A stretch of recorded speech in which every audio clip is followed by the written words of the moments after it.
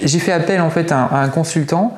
En 15 ans d'expérience, j'ai eu 3 consultants et ça a toujours été en fait un mal pour un bien. C'est-à-dire ça a toujours été face à des problématiques ou pour essayer de trouver des solutions, j'ai souhaité faire appel à un consultant pour en fait, m'éclairer et m'apporter une vision un peu plus saine sur laquelle j'avais. Pour moi, les qualités nécessaires d'un bon consultant, c'est à la fois la lecture de son CV, mais surtout son expérience terrain. C'est-à-dire c'est quelqu'un qui va apporter une notion théorique, mais qui va apporter aussi des solutions et des outils pour accompagner l'entrepreneur.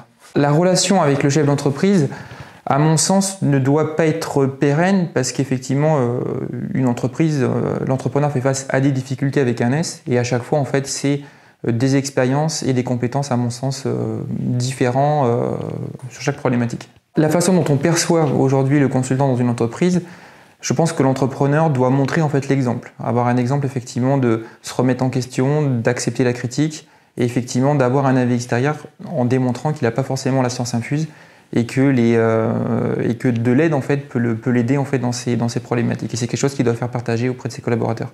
Pour choisir un bon consultant, je vais insister sur son expérience terrain en fait. Voilà, je pense que l'expérience terrain, un consultant c'est pas forcément un consultant à succès, c'est pas quelqu'un qui a forcément réussi dans sa vie en entrepreneur et dirigeant, c'est au contraire celui qui est un petit peu baroudeur et qui, même dans la difficulté, a su trouver les solutions pour un petit peu se sortir de situations compliquées et qui arrive en fait avec une forte pédagogie à pouvoir s'adapter et à pouvoir la faire partager.